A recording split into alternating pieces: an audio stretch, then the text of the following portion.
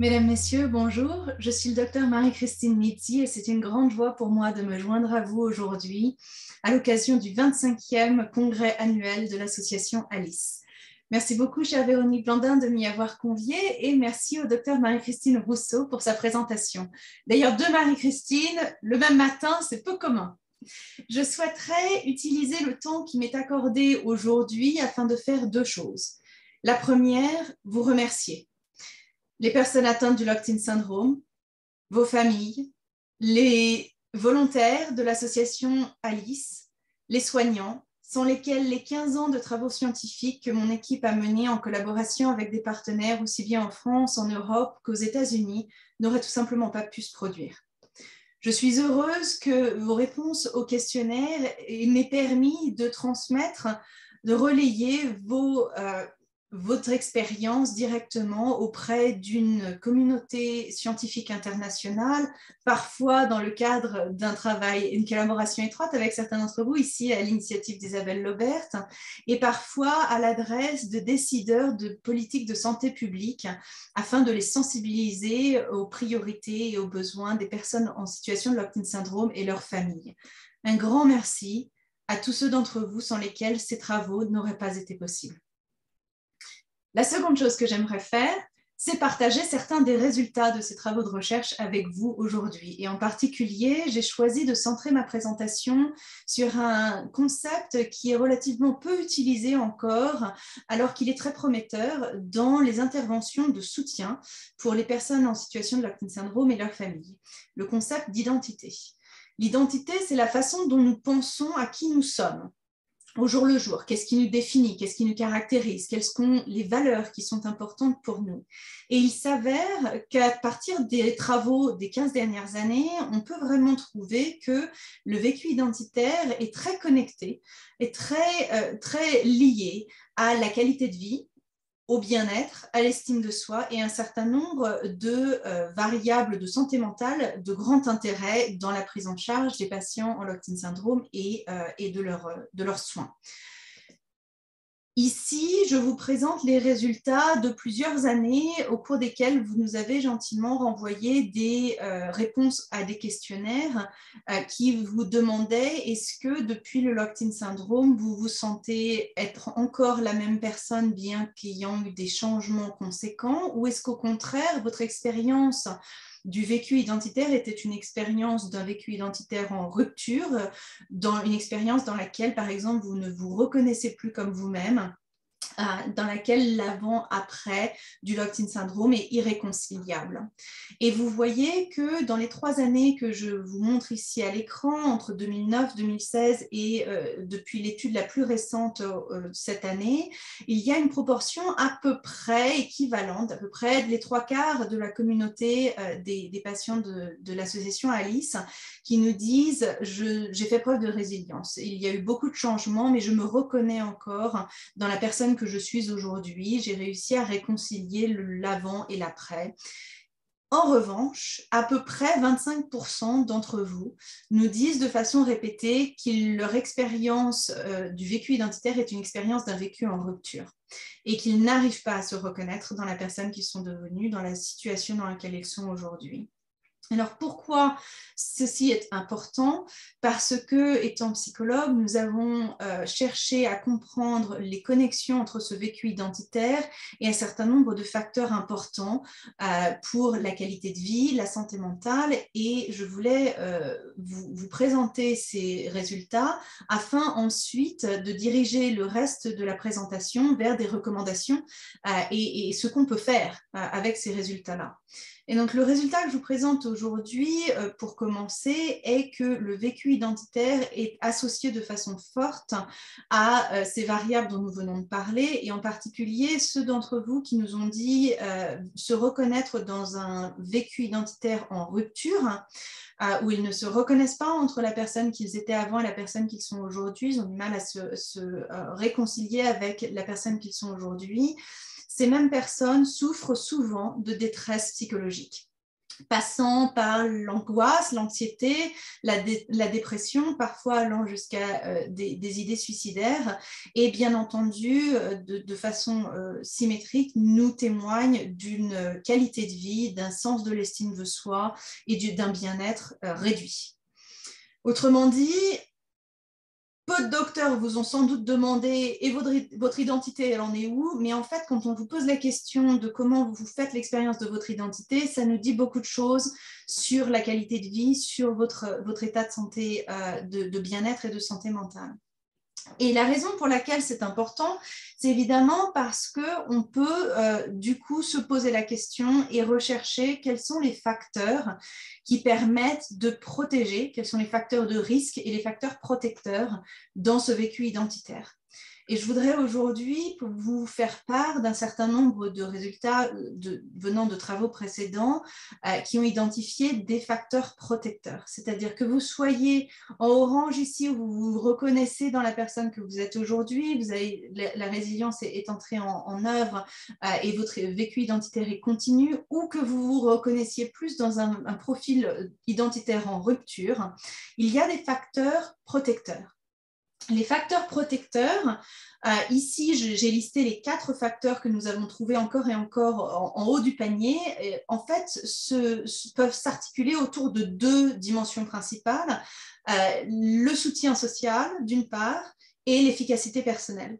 Le soutien social ici, c'est la numéro 1 et la numéro 3. Vous voyez que l'existence d'un réseau de soutien social est un facteur protecteur dans l'expérience du locked-in syndrome. Alors, par exemple, ceux d'entre vous qui ont dit oui, j'ai des relations solides avec mes proches, ou ceux d'entre vous qui nous disent que autrui autour d'eux les considère vraiment comme une personne. Ça veut dire ils ne parlent pas au-dessus de votre tête, ils prennent le temps d'attendre que vous communiquiez à travers le code de communication que vous utilisez, etc. Vous vous sentez soutenu.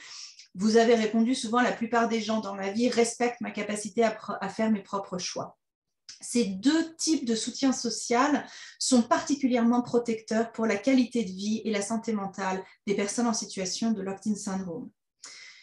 Le deuxième axe de facteurs protecteurs, c'est ce qu'on appelle en psychologie l'efficacité personnelle. L'efficacité personnelle, ou self-efficacy en anglais, c'est cette idée, comme nous le dit le numéro 2 ici, vous nous avez répondu « je peux surmonter presque n'importe quel obstacle si j'y suis déterminée ».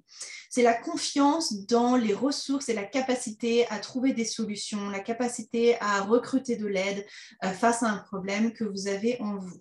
C'est aussi le numéro 4 ici, l'agentivité, ou sense of agency en anglais, des profils où vous nous avez répondu « je suis l'acteur de ma vie, du moins la plupart du temps ». Et donc, si votre réseau social est fort, si votre sentiment d'efficacité personnelle est fort, vous avez des facteurs protecteurs à l'encontre des expériences négatives qui peuvent être associées avec un vécu identitaire en rupture. Bien évidemment, on va progresser dans la présentation vers des recommandations et comment utiliser ces résultats scientifiques pour les mettre à profit dans votre soin. Ici, je présente les facteurs que nous venons de voir en tant que facteurs protecteurs. Vous retrouvez la même proportion à peu près de 75% d'orange et 25% de bleu, n'est-ce pas? Donc, vous avez à peu près 75% d'entre vous qui nous dites être résilients et être satisfaits dans ces facteurs protecteurs, mais un quart d'entre vous pour qui c'est une source de souffrance ou c'est une source de fragilité. Évidemment, on va reparler de comment adresser ces différents facteurs dans votre situation à vous. Mais ce que je voudrais sur cette diapo, c'est attirer votre attention à l'avant-dernière ligne. J'ai des émotions dont je n'arrive pas à me sortir. Ce qu'on appelle en psychologie la rumination émotionnelle. Vous avez une pensée noire et ça devient difficile de sortir du cercle vicieux qui vous laisse coincé, bloqué dans cette émotion négative. Et vous voyez qu'ici, c'est beaucoup plus que 25% d'entre vous qui vous reconnaissez dans cette expérience d'avoir un petit peu de rumination émotionnelle où c'est difficile de sortir de l'état émotionnel. Y arriver, c'est une chose, en sortir, ça mobilise en fait des processus différents dans le cerveau, des processus de résilience différents. Et donc, on va en parler dans un instant. On a identifié à travers la recherche que ce sont ici les deux sources d'obstacles principales à un profil résilient. C'est d'une part cette régulation émotionnelle, donc ceux d'entre vous qui nous avaient dit « je me trouve souvent coincé dans des émotions dont je n'arrive pas à sortir », c'est le concept de rumination émotionnelle, et d'autre part, ce qui est en fait un miroir avec l'agentivité ou le sense of agency qu'on avait vu dans les facteurs protecteurs, ici c'est le manque d'agentivité. Donc ceux d'entre vous qui nous répondent « je voudrais avoir plus de contrôle sur ce qui m'appartient, sur mon corps, sur mes informations professionnelles, personnelles, sur mes choix », quand vous vous sentez en manque d'agentivité, c'est quelque chose qui fragilise la santé mentale et la résilience et le bien-être en situation de locked-in syndrome. Alors, j'ai parlé plusieurs fois aujourd'hui déjà de stratégie de résilience et de résilience. La raison pour laquelle je veux vous présenter ce second volet, c'est parce que ce n'est pas tout de savoir les facteurs qui sont associés avec du risque, avec de la protection en termes de vécu identitaire. Il faut aussi savoir comment votre réponse à ces situations peut vous mettre dans une situation plus avantageuse ou moins avantageuse en fonction des types de stratégies que vous adoptez. Et je voudrais vous témoigner des résultats que nous avons trouvés en termes des stratégies de résilience qui sont le plus en votre faveur. Alors, je synthétise énormément de recherches, évidemment, ici dans un temps assez court, mais pour faire court, le monde de la recherche sur la résilience s'est souvent accordé à dire qu'il y avait deux grandes catégories de stratégies de résilience. Ici, en jaune, sur le côté gauche, il y a des stratégies de résilience qui reposent sur une approche du problème. Et sur la partie droite de la diapo, en bleu, des stratégies de résilience qui reposent au contraire sur une stratégie d'évitement du problème. Alors, celles de gauche, celles en jaune vont être en général associées à de meilleurs résultats pour vous que celles en bleu à droite. Et je voulais vous en donner quelques exemples afin de rendre cette présentation plus concrète et plus applicable. Donc, des stratégies d'approche qui marchent bien, c'est quand vous avez reconnu qu'il y a un problème, d'être proactif, de chercher des solutions, de recruter de l'aide, plutôt que de s'isoler par exemple, ou on va arriver aux solutions d'évitement dans un instant. Se focaliser sur les aspects positifs, même s'ils sont très minces et très faibles, mais garder une attention pour le positif, recourir à l'humour, accepter le problème, sont toutes des exemples de stratégies d'approche. À l'inverse, des stratégies d'évitement seraient face à un problème qui est perçu comme étant insurmontable ou démoralisant, de laisser tomber. De se culpabiliser, de se dire tu devrais t'en sortir, comment ça se fait que tu n'y arrives pas, ou de rester dans le déni du problème et de s'enfermer à ce moment-là dans une spirale, ce que j'ai dit ici broyé du noir, qui était notre rumination émotionnelle précédemment, voire de recourir à des substances pour éviter le problème, éviter de penser au problème qui déclenche la détresse émotionnelle. L'impact de ces stratégies a été documenté largement dans bien des situations cliniques et maintenant, grâce à vos témoignages et à vos réponses au questionnaire, on a des informations directement pertinentes pour le cas du locked-in syndrome. Des stratégies d'approche sont bien meilleures à soutenir votre qualité de vie, soutenir un meilleur vécu identitaire. Ceux d'entre vous qui nous disent utiliser des stratégies d'approche nous témoignent aussi moins d'incidence de dépression, d'angoisse, de pensées suicidaires, etc. Et vice-versa, en fait, ceux d'entre vous qui s'appuient davantage sur des stratégies d'évitement ont aussi tendance à nous témoigner une qualité de vie moindre, un vécu identitaire qui tend à être plutôt en rupture et tend à déclarer davantage d'incidence de dépression, de pensées suicidaires et d'anxiété. Alors, comme je vous le disais, l'avantage de ces données scientifiques, c'est qu'elles peuvent nous informer. Et je veux terminer ma présentation sur un nombre de recommandations. Quelles sont les recommandations que ces résultats font ressortir? Et je vais avoir deux types de recommandations. La première, c'est des recommandations pour booster les facteurs protecteurs. Ce que vous avez qui marche pour vous, comment l'amplifier? Et la seconde, ce sera comment limiter les facteurs de risque. Pour booster les facteurs protecteurs, on a vu que renforcer son réseau social est une bonne idée, mais bien évidemment, nous ne sommes pas tous égaux quand il en vient au réseau social. Certains d'entre nous avons plus ou moins de soutien social à différentes phases de notre vie. Si vous avez le soutien, c'est une bonne idée d'investir pour maintenir ces relations de soutien. Si vous n'en avez moins et que vous identifiez cela comme étant une zone de fragilité pour vous dans la situation dans laquelle vous êtes, investir dans le renforcement de votre réseau social est associé à de meilleurs résultats. Donc, c'est une stratégie qui vaut le coup. Et une façon de le faire, qui est le point numéro 2 ici, c'est d'identifier vos alliés professionnels. Quels sont ces professionnels de santé, ces professionnels administratifs, les gens dans votre quotidien qui relaient votre parole, qui ne parlent pas au-dessus de vous, qui prennent le temps d'écouter, qui amplifient votre message. Identifiez ces alliés-là et communiquez avec eux afin de renforcer cette alliance pour booster vos facteurs protecteurs. Le troisième ici, c'est de renforcer l'efficacité personnelle, ce sense of self-efficacy dont on avait parlé tout à l'heure. Et j'ai une recommandation assez simple qui prend à peu près 3 semaines avant de montrer quelques résultats que vous pourrez constater. C'est d'une fois par jour. Si vous êtes plus du matin, faites-le le matin. Si vous êtes plus du soir, faites-le le soir. Une fois par jour, prenez le temps de vous poser la question. Quelles sont 3 choses que vous avez faites aujourd'hui qui représentent qui vous êtes, qui représente votre action, votre pouvoir d'action dans le monde. Et alors, ça n'a pas évidemment à être une action nécessairement visible à l'extérieur, ça peut être dans une communication avec quelqu'un, ça peut être dans une valeur que vous avez incarnée aujourd'hui, ça peut être dans un choix que vous avez fait. Posez-vous la question et renforcez en renforçant la pensée régulière au quotidien, renforçons cette perception que vous êtes l'acteur de votre vie, qu'il y a des choix que vous avez posés, qu'il y a des valeurs que vous pouvez continuer d'incarner afin de renforcer ce concept d'efficacité personnelle.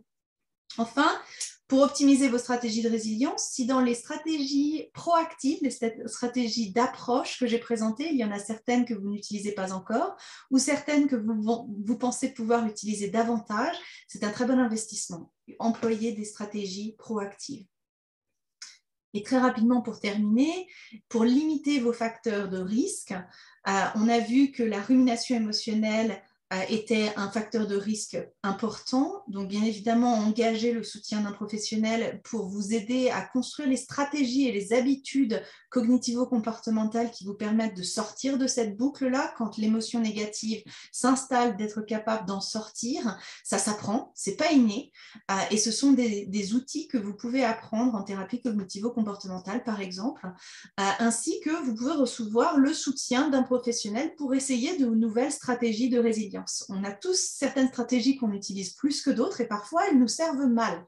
Si vous vous rendez compte qu'il y a des stratégies qui pourraient vous servir davantage, à partir de cette recherche-là, n'hésitez pas à engager le soutien d'un professionnel pour former une nouvelle habitude de résilience et vous mettre ainsi sur un chemin de plus grande résilience. Et enfin, ma dernière recommandation va être pour renforcer votre vécu identitaire. Je vous recommande un exercice sur lequel nous avons travaillé ces 15 dernières années qui consiste à, peut-être 2 fois par an, plus si vous en avez envie, à lister au moins 20 façons de vous décrire. Ce que vous aimez, ce que vous faites, le type de personne que vous êtes, à quoi vous ressemblez, etc. Décrivez en 20 phrases la personne que vous êtes. Et l'idée ici, c'est que cela renforce votre vécu identitaire, cela renforce votre conscience de qui vous êtes et votre connexion à votre identité personnelle, dont nous avons vu qu'elle était associée à de meilleurs vécus émotionnels, de meilleurs vécus psychologiques et un meilleur bien-être. Je sais que je suis un peu longue en temps, donc je voudrais vous remercier encore une fois pour tout votre soutien, pour votre attention aujourd'hui et n'hésitez pas à me contacter si vous avez une question après la journée d'aujourd'hui. Merci encore.